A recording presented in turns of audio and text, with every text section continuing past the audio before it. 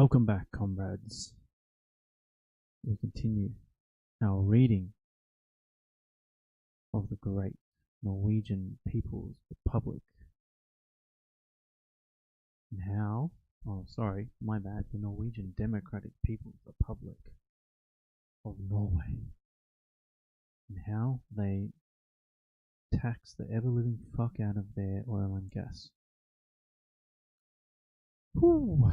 So last time, this would be Monday, we went through some of the fundamentals, the big one being that they run a massive 78% tax on the oil and gas companies, taxing on profits only, so there's no export tax. But then we also found out that the state itself,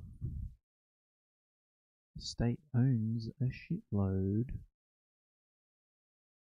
of the companies. So what's this?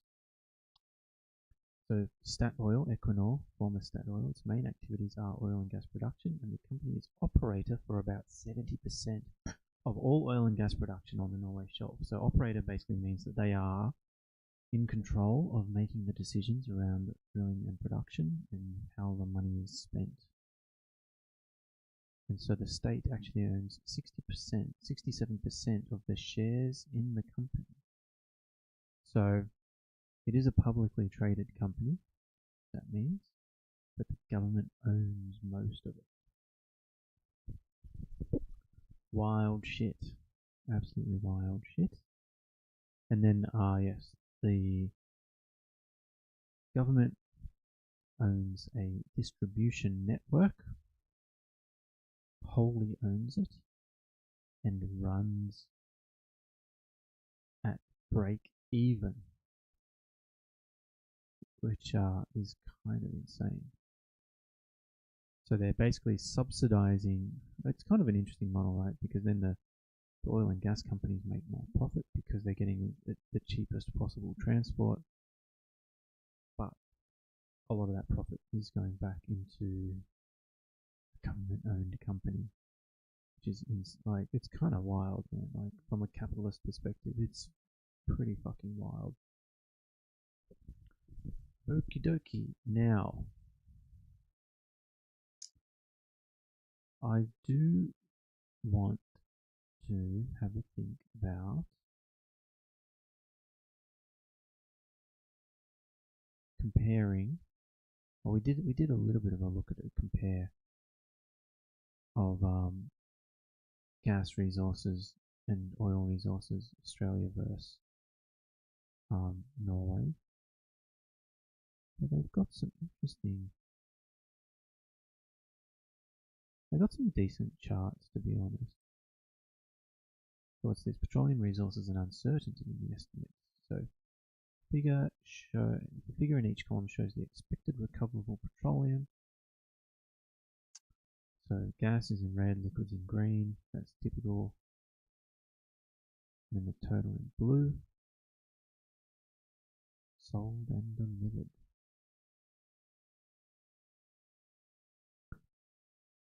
So they're basically estimating that they have, the reserves is what they know they have.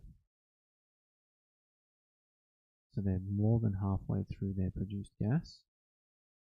Certainly more than halfway through their produced oil. And I think they said they've only got 17 years of gas left, or give or take, I believe was their estimation.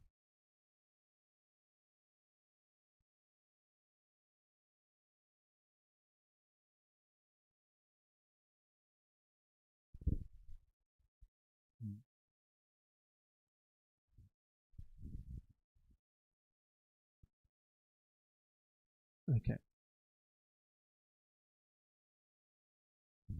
Exploration and licensing, boring. Developments and operations, boring. Oh yeah, there's going to be a whole bunch of money required for the P&A and the They sound pretty cashed up, like they've planned ahead for that. Production, export, production, forecast. That's logistics, that's fine. What we want to know is economy, government's revenue. I think we started looking through this last time.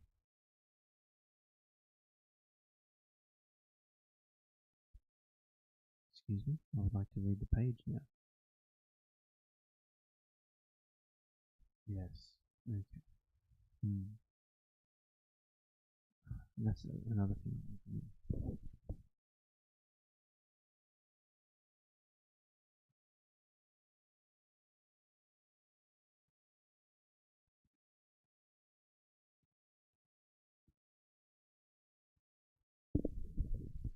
I think all of the tax filings are public too.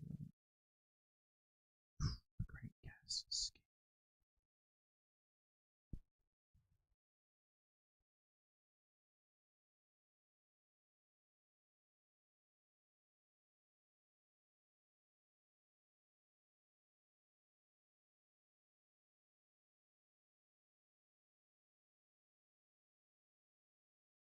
It'd be nice to have an example.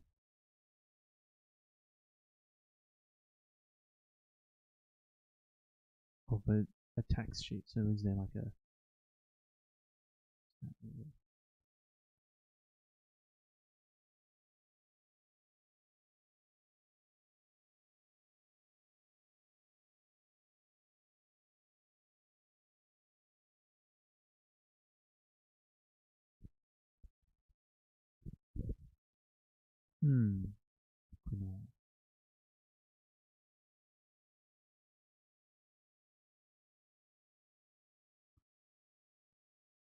okay. Tax contributions for Equinor. Give it to me. I want to see it. This is from 2024.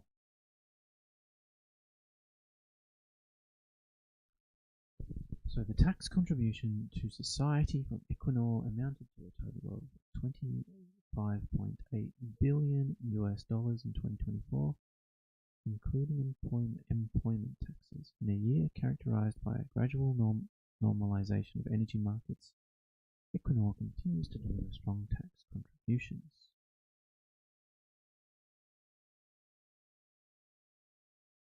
In 2024, Equinor Group companies contributed with tax, host government entitlement, royalty, and fee payments of $23.8 billion. Of this, $19 billion was paid to Norway, where Equinor was the largest operations. In addition, $1.5 billion was paid in employment taxes in Norway. They also paid $1.2 billion in environmental fees, basically because they've managed to lower their emissions. So there's an emissions tax as well.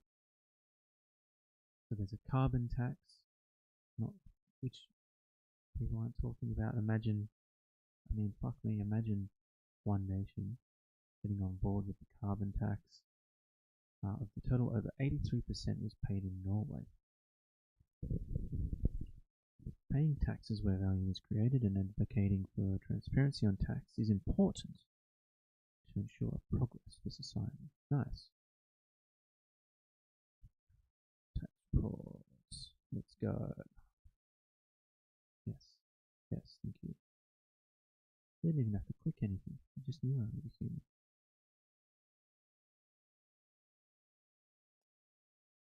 Who's our CEO? Torgrim Reitan.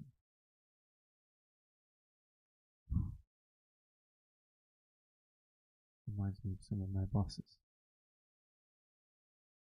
Fear, striking fear into the heart of men. Our business.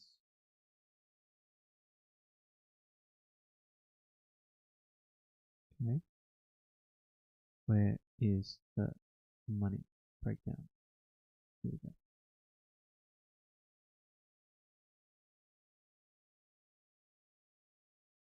Interesting, they're doing a shitload in Brazil apparently.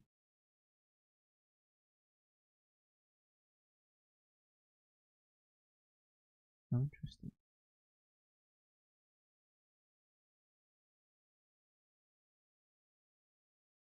Alright. Net intercompany interest income or expense. Third party revenue. Income. What is this?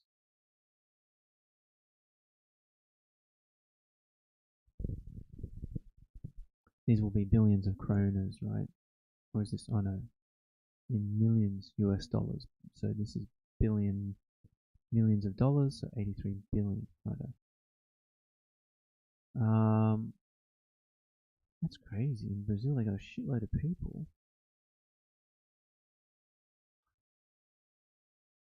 They've got 1,070 people working out of Brazil.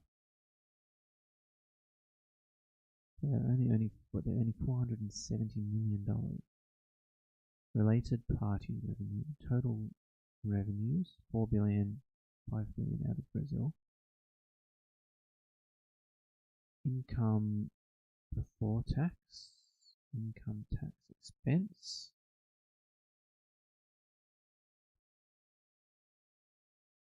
income tax pay, income tax.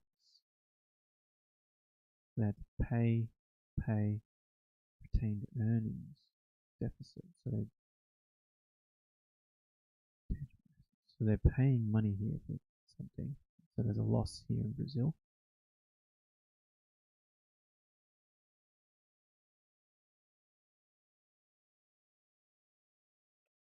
A little bit everywhere, aren't they? We've got a couple people in India, Japan, Netherlands, Nigeria, whole bunch of people in Norway. 83 billion. The total revenues, $109 billion. Income before tax, 34 billion. Income tax, 20 billion.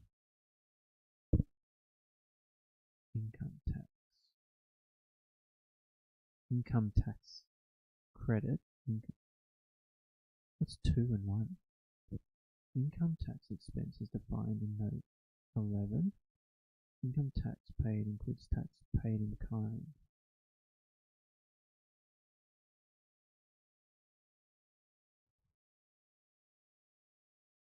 Okay. So if I take 109, 85 billion. I'm not paying 78 billion. Income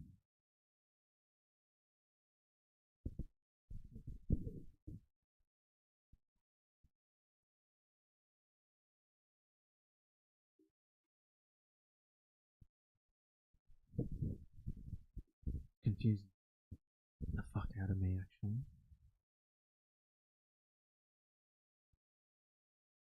Okay, so they're actually paying almost $40 billion in tax and retaining 50 billion in earnings, right?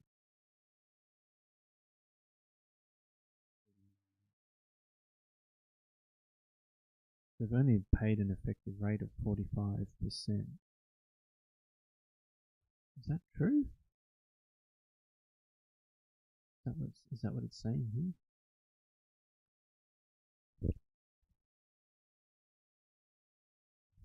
Okay, Equinor Group.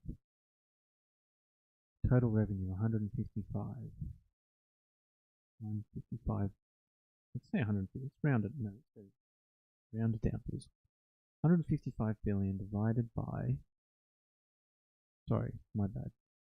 So all up there, let's say they're paying 43 billion divided by 155. They're still only paying 27.7% effective tax rate.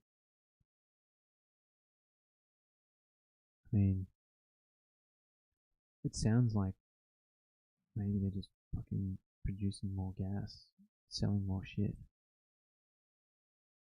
Right?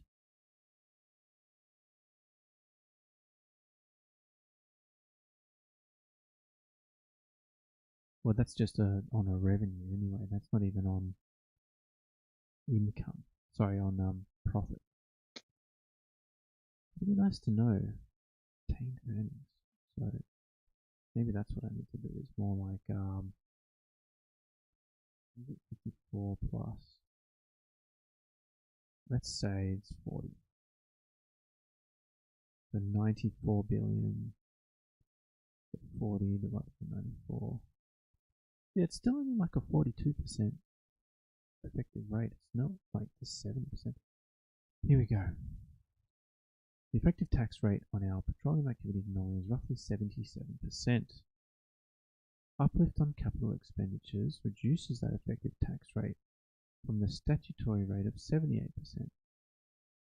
Otherwise, for the Norwegian group, the effective tax rate is reduced principally by receipt of dividends which are not subject to tax. The effective tax rate is reduced principally by receipt of dividends which are not subject to tax.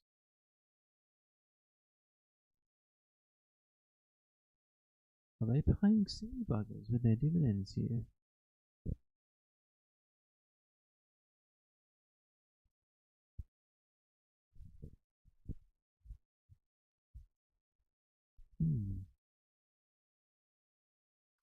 Okay.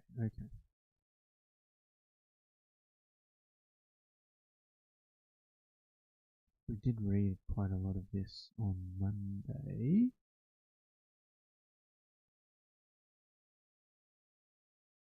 So this is, let me see, tax revenues. See the article, petroleum tax system. We read this.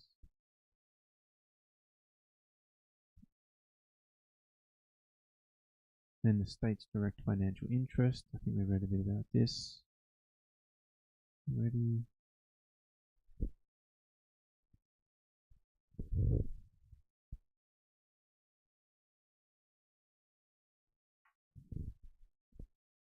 Revenue from direct state ownership in Equinor. The Norwegian state owns 67% of the shares in Equinor and receives dividends in the same way as other shareholders. In 2026, expected dividend paid to the state is around $25 billion. I feel like this is a way that they reduce their tax burden.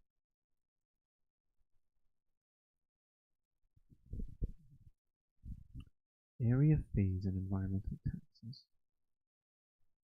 The area fee is intended to ensure that awarded acreage is explored efficiently. In 2026, a total of 1.4 billion kroner is expected paid in area fees. Environmental taxes. The carbon tax and the NOx tax are important environmental taxes in the petroleum sector. Ooh, watch out, the carbon tax. One Nation Party would lose their shit then if we had the Norway model. The petroleum industry is also included in the emissions trading system. Companies that are licensees on the Norwegian shelf must therefore purchase emissions allowances if their greenhouse gas emissions exceed their allocated amount for the year. Norway was one of the first countries in the world to introduce a carbon tax in 1991. This is levied on all combustion of gas, oil and diesel in petroleum operations on the continental shelf and on releases of CO2 and natural gas in accordance with the tax in petroleum activities. There is then a standard rate per cubic meter of said combustible. And then yes, there's a cost to burning. Okay. Even taxes, management of revenues.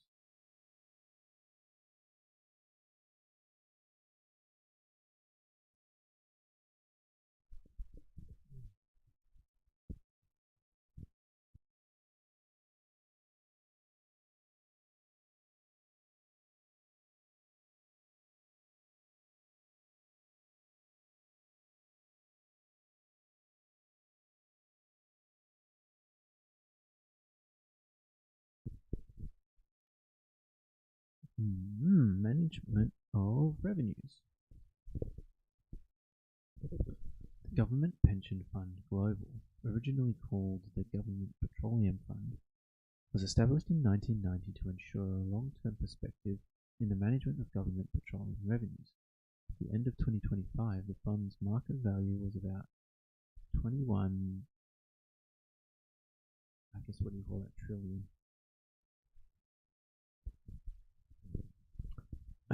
kronas. This corresponds to around 3.8 million kronas per registered person in Norway. The Ministry of Finance made the first capital transfer to the fund in 1996. Since then, the government's net cash flow from petroleum activities has been transferred to the fund each year. Sovereign Wealth Fund has a long investment horizon and is, among other things, intended to be managed so that Norway's petroleum wealth benefits future generations as well. It was a net inflow of around 300 billion to the fund's capital from the government in 2025. This implies that the transactions from the fund over the government budget was smaller than net cash flow from the petroleum sector that was added to the fund during the course of the year. Before 2020, only in 2016 and 2017 did we see net outflow from the fund.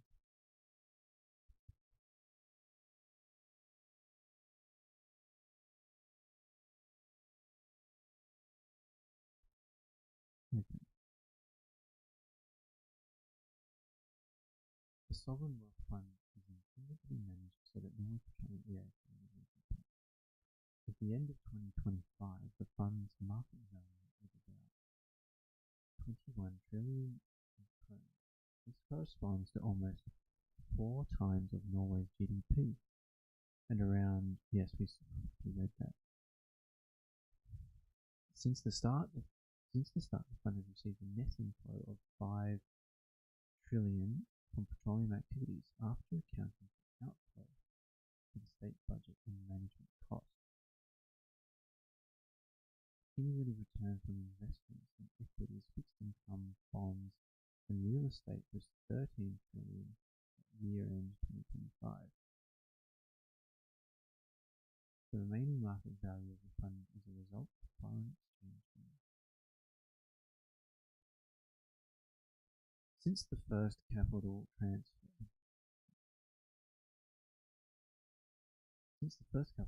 the net cash flow from petroleum activities has been around 13 trillion kroner.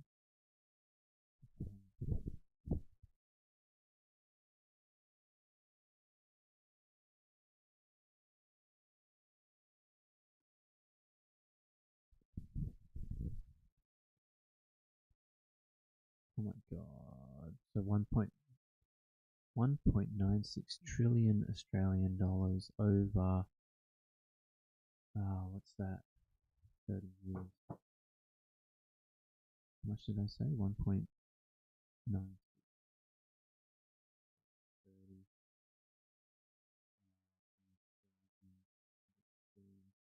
65 billion dollars a year, give or take. Okay.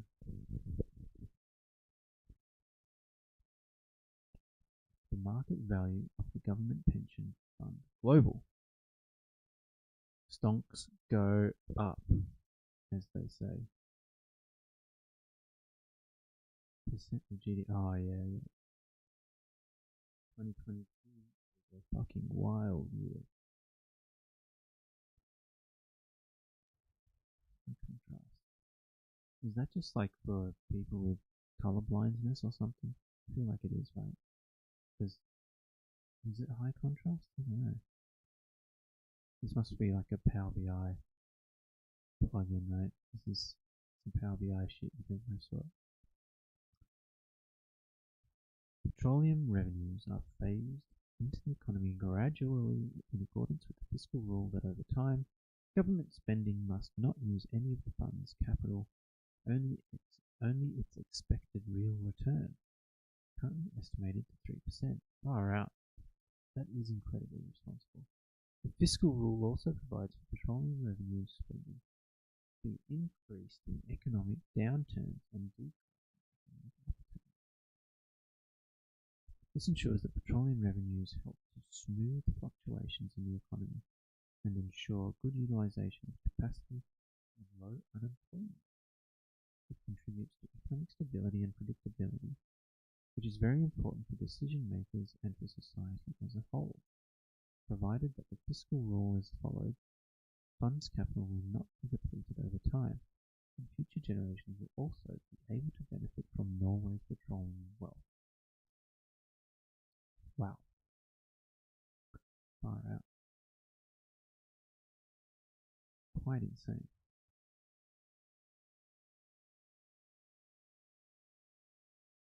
Petroleum tax system. Dun dun dun.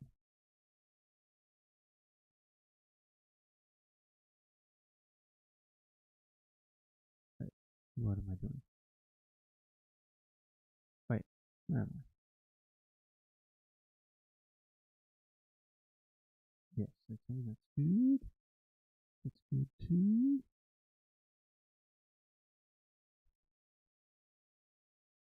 Okay, the overall objective of Norway's petroleum policy has always been to provide a framework for profitable production of oil and gas in a long-term perspective.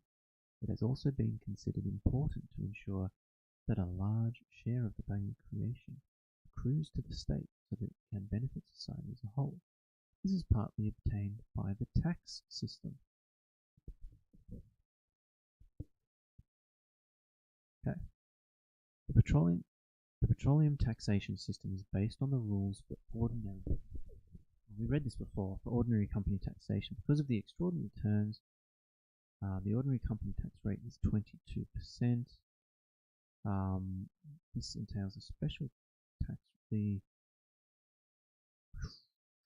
to ensure a neutral taxation system. Paid company tax is written off when calculating the special tax base.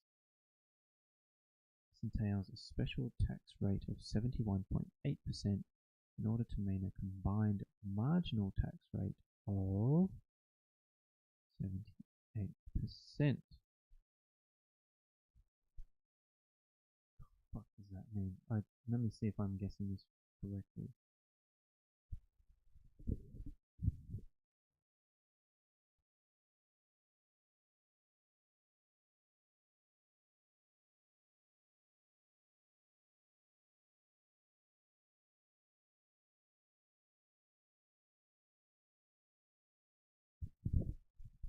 Interesting. Okay.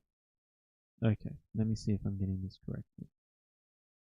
I imagine that we have tax. Then we're saying, okay, 22%. This is the first 22% or whatever it is that we're taxing here.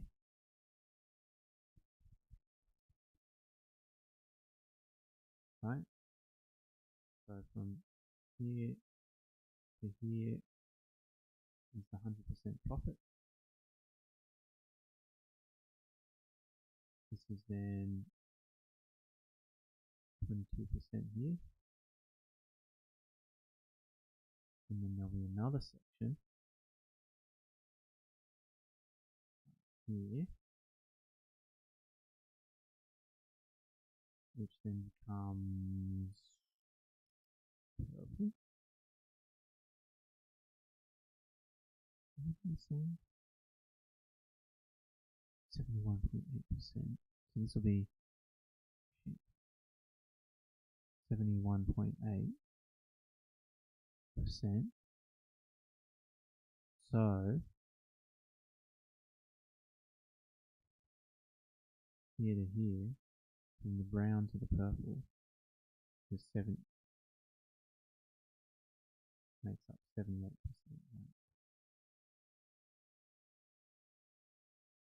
I think that's what they're saying. So it's an effective rate of 78%. Right. Total estimated tax payments are this much. 386 billion kroners in 2026. We looked that up. It's about 153 billion Australian dollars. Then we also saw this before as well. This is the tax, ordinary taxes, special taxes, and royalties. Looks like they stopped doing royalties at some point. My guess is they probably stopped doing royalties around 90s when they introduced this new tax system. And then it took a while for them to build the infrastructure, probably the distribution network would be my guess. And then it started to kick off. And holy Jesus, the Ukraine war was a very good thing for Norway. That Norsk pipeline, right? What the fuck was happening here it was touch and go in the late 2010s.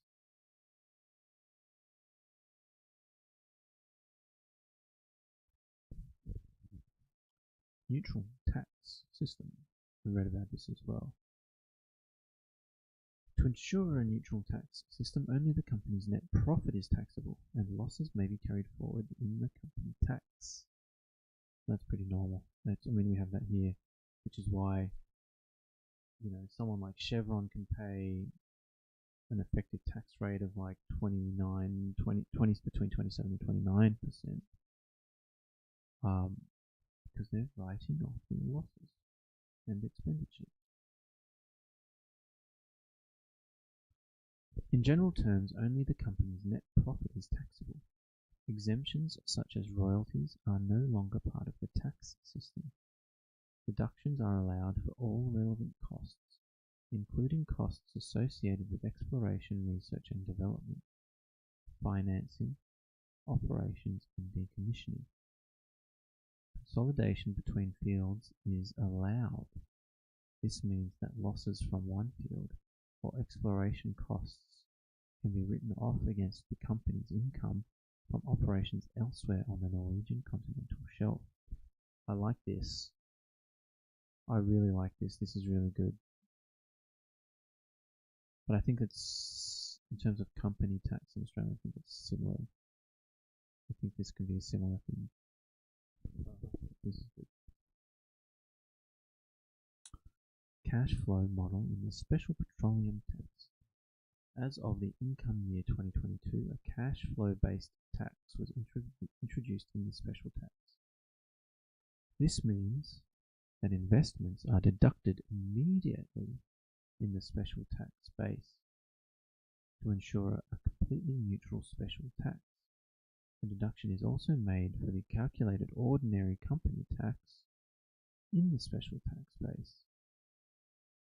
In order to maintain a combined marginal tax rate of 78%, the special tax rate was technically increased from 56% to 71.8%. Financing costs are not deductible in the special tax base.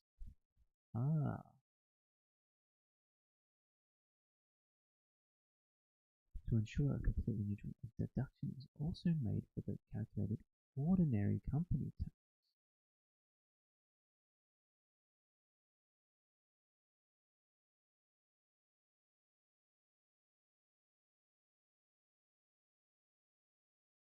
Interesting. Kind of some terminology here that's escaping my brain. As of the year, investments are deducted immediately in the special tax base. This one I like. None of this fucking bullshit. Fucking stretched out. What is it? Amortized. What do they call it? This is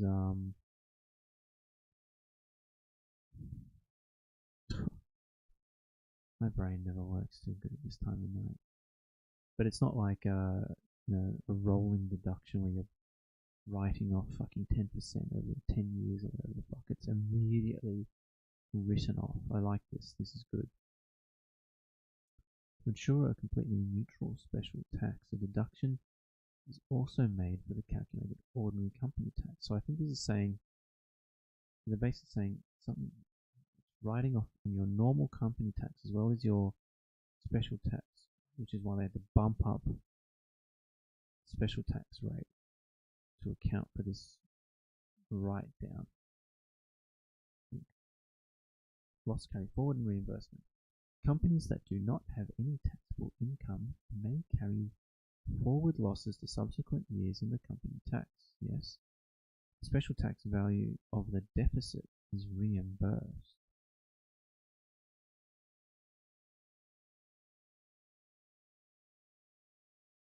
The special tax value of the deficit is reimbursed. Wait.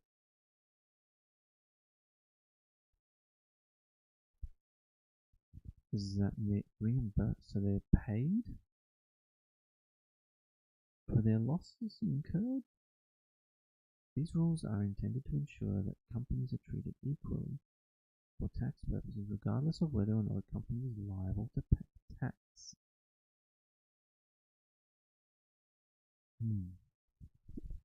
Interesting. Investment-based deductions. When the basis for ordinary tax is calculated, investments are written off using depreciation. Thank you, that's the word I was after.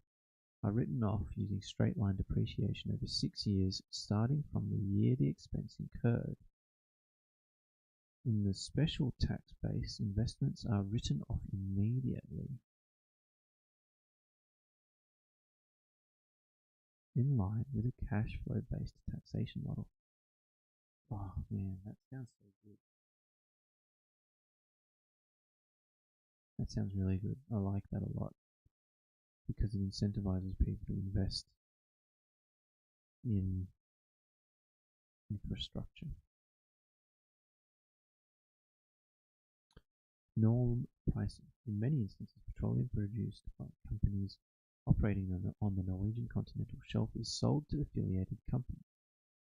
It is important for the Norwegian government revenues that oil and gas sold from Norway is taxed on the basis of market prices.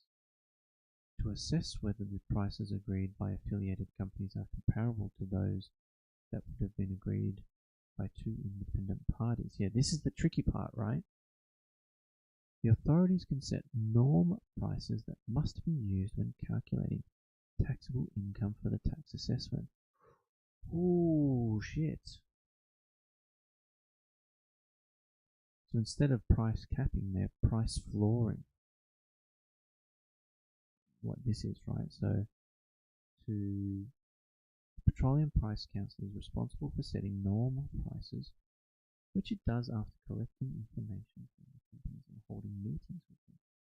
The norm price system applies to various types and qualities of petroleum. For gas, the actual sales prices are used. Okay.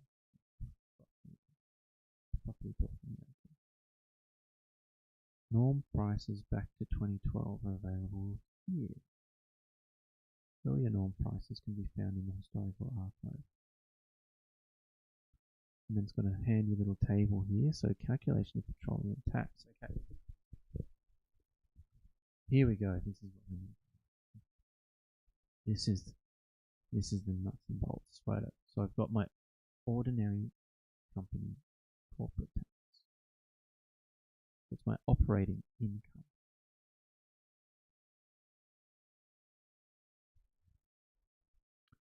Minus my expenses. Minus my linear depreciation for my investments. Operating expenses, depreciation, exploration, R&D and decom, environmental, net financial loss, net financial costs. Oh, that's like your loans or whatever, I guess, your financial costs or whatever. Losses carried forward. And then the special tax is operating income minus operating expenses minus depreciation for investments at 100% yes. So that's immediately 100% right. So there's no carry forward. R&D comes off too. The amount of taxes calculated. Okay. Calculated ordinary tax. Is that this one? Yeah, ordinary. Yes, that's right. Yeah. So it's even like, this is very simplistic. So this is, yeah. Interesting. Okay. So I wonder what the typical percents being paid are. Show me some examples, motherfuckers. Only necessary.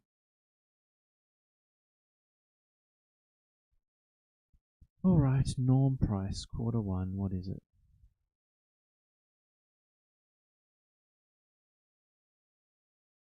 Brent spot price. Oh, and then it's got a table. Okay. Telling you what they reckon the tax price should be for that day. Okay. Oh, they love to make some shit complicated for themselves, don't they? Fucking hell.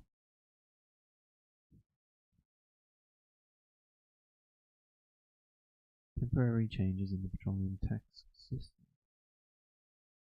Okay, so they did some shonky shit for COVID-19. In the first half of 2020, the global oil demand fell dramatically because of COVID-19. The pandemic, combined with low oil and gas prices, resulted in temporary financial difficulties and increased uncertainty. Without temporary tax changes, the investment activity on the Norwegian continental shelf could have been lower than expected as a consequence of planned and profitable projects. This could have led to problems for the service and supply industry. In 2020, the Norwegian Parliament enacted temporary changes in the Tax Act to help oil and gas companies execute planned investments. The decision changes rules for depreciation and uplift, as well as the treatment of tax losses for a limited period of time. Full depreciation plus 24% uplift in the investment year. Holy shit, 24% uplift in the special tax base applies to all investments in 2020 and 2021.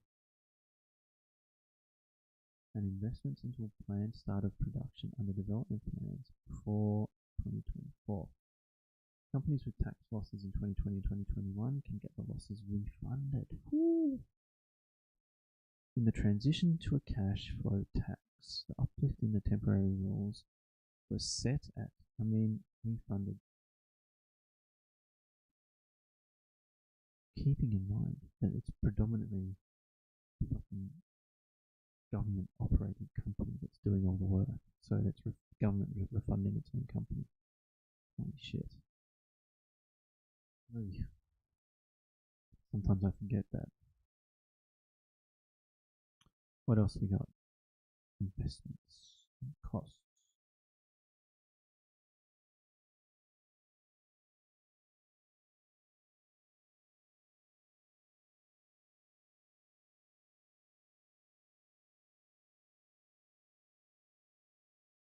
Alright. Several new fields on the Norwegian continental shelf are under development, while there is a high level of investment in the existing fields. This contributes to a high level of activity, expensive capacity utilization in the industry, and a high level of investment and costs. Hang on, I wanted to check something.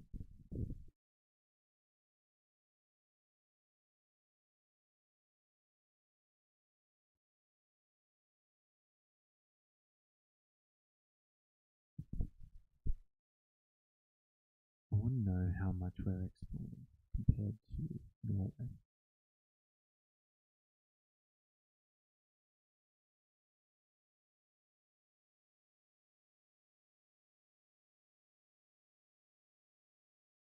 Oh my god, so Australia and Norway export virtually identical amounts of natural gas by raw energy volume, each supplying around 110 to 120 billion cubic meters. However, their export formats differ. Australia primarily ships LNG, while Norway exports gas entirely through subsea pipelines.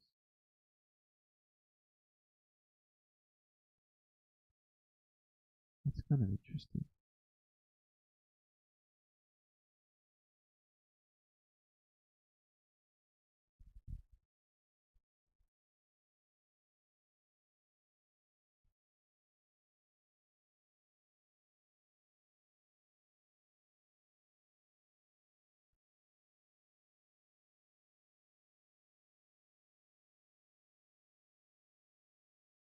Interesting.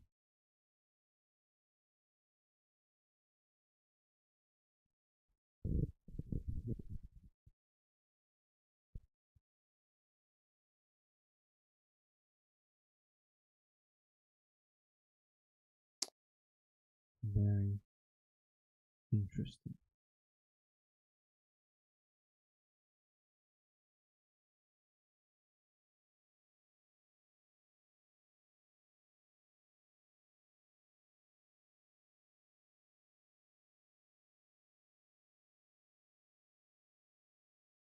Delivering natural gas via pipelines is significantly cheaper and more efficient over short to medium distances. Pipeline gas has a high capital cost, low operating cost. LNG has exceptionally high capital costs and then high operating costs. Yeah, okay.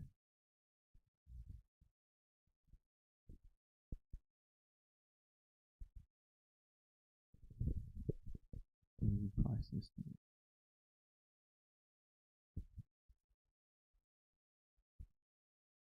Delivered prices can vary greatly depending on geopolitical shifts in global supply. For example,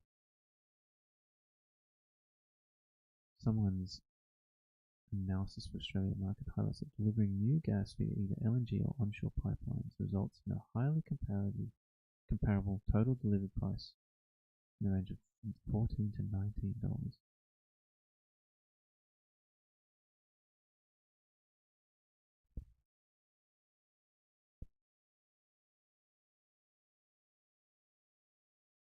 Okay.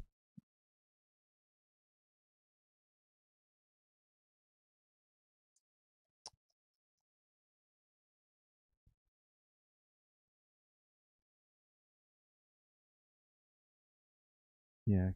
So I can imagine there's a cost associated with LNG that doesn't come with pipelines, which probably makes Norway gas a little bit more profitable.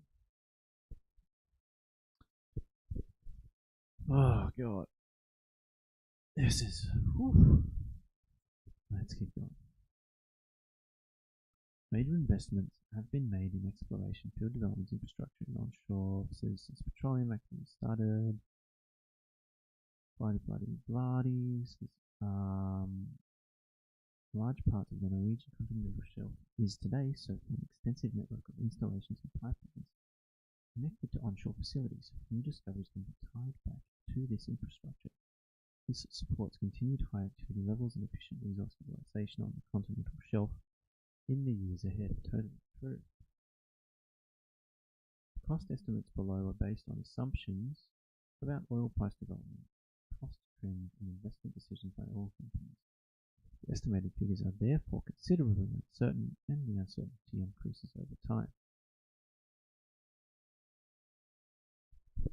Total costs on the Norwegian continental shelf include investments, operating, exploration, decommissioning, and disposal costs, as well as other costs. The figure below shows historical data and forecasts for these costs. Investments normally account for the largest share of total costs. 2025, the overall costs were close to 390 billion kroner. Investments made up about 60% of this. Operating costs 25%, and exploration costs about 9%. For comparison, total costs were at a record high in 2014, driven by large investments in high exploration activity as well as increasing operating costs. After 2014, total costs declined significantly. At the time, activity on the continental shelf remains high. At the same time, activity on the continental shelf remains high in a historical perspective. A real reduction in total costs, 2%, is expected in 2026. Towards 2030, a gradual decline in investment activity is expected as several development projects near completion. The increase in total costs towards 2025 is largely related to increased investments due to investment decisions taken for several projects in the autumn of 2022.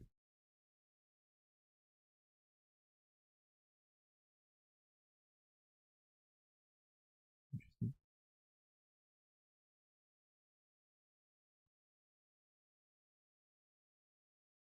These are the exploration costs. We're not spending a huge amount on exploration, to be honest. It's just number of exploration wells. 40.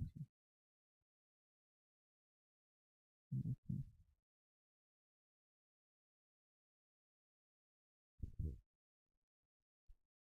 Major investments. So new wells, modifications of facilities, new infrastructure, drilling new holes, etc., etc. Those will be like infill drill. And there was the bulk of their spending. In 2025, no plans for new field developments were submitted. The Fram licensees have decided to develop Fram South as a subsea development comprising 4 new subsea templates, tied back to the existing Fram infrastructure and the Troll Sea platform. Several larger projects in operation as well as new field developments contribute to a high level of activity which is expected to decrease towards the end of the period.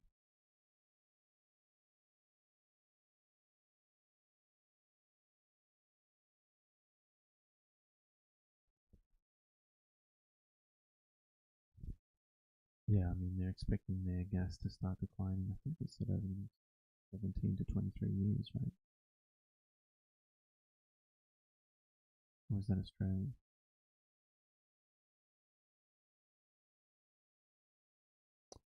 Investments by main category. Okay. Operating costs, yes. What else we got? Transparency, EITI. Transparency.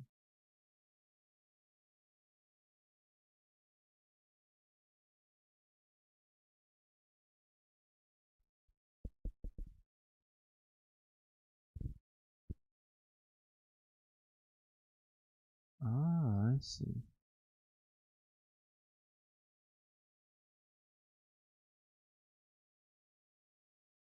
This might be what we're looking for. To promote the disclosure of flows of taxes and fees in the petroleum and mining industries, Norway has implemented the EITI standard. This was established by the Extractive Industries Transparency Initiative as a global standard to promote transparency about the revenues countries receive from the extraction of natural resources.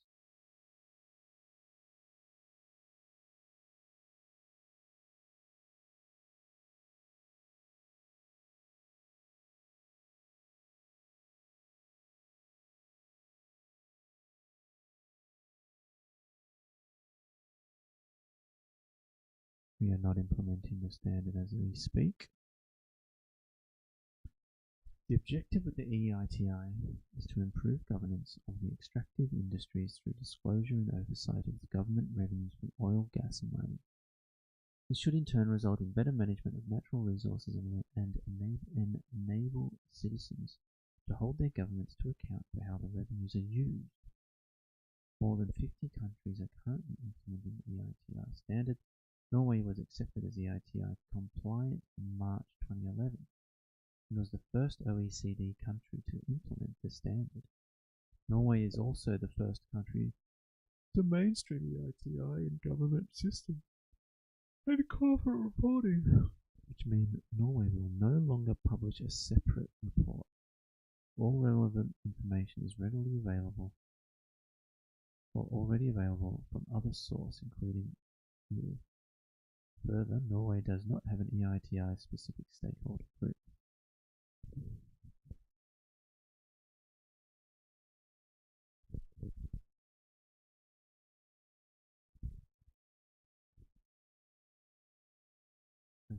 Total cash flows reported from licensees and operators in 2024 were about 640 billion kroner. Income and special tax amounts to about 64%, while 34% is from the special financial portfolio. The rest is area fees and environmental taxes.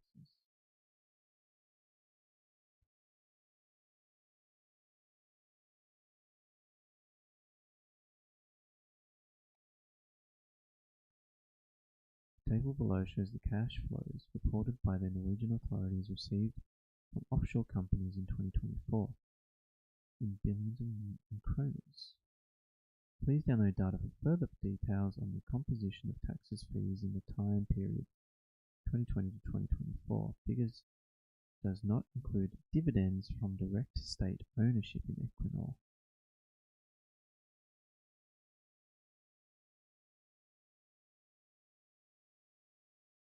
North Shell.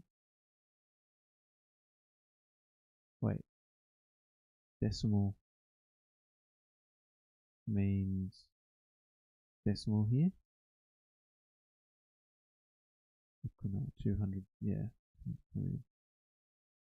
13 billion kroners. Aker BP. ConocoPhillips. Harbour Energy. So there's a couple of losses here. The government's paying me for a loss. Who is this? Petoro. Total. Bar Energy. Environmental taxes. This is just in the millions. So this is a lot of this is the CO2 emissions tax. And the NOx tax, right? So these are maybe more like the energy producers or people, running LNG. Troll A, Troll B, these are distribution networks. Okay. For Norwegian companies that have a duty to prepare annual accounts, information on payments will appear in the company's annual account. These are available on the company's website or in the register center. Information on company's payments to the government shall be available on the company's web pages in accordance with the Norwegian country-by-country rules as per the Act. Language. English, please.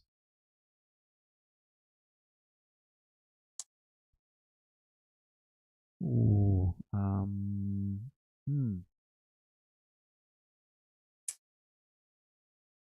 Menu.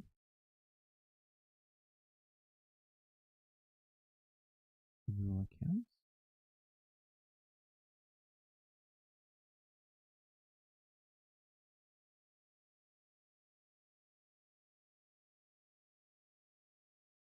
Okay, search.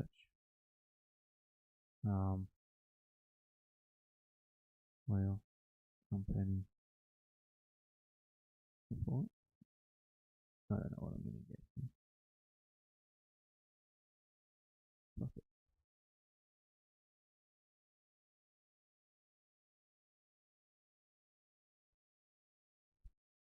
So these are past reports. Okay, so Deloitte was doing their reporting in the past. Wow, tubulars.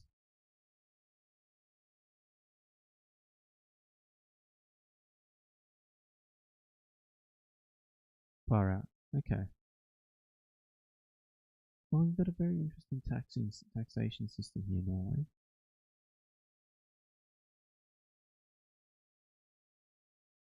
The idea of the government and oil companies kind of makes me feel a bit unsettled though. But that was fun, right?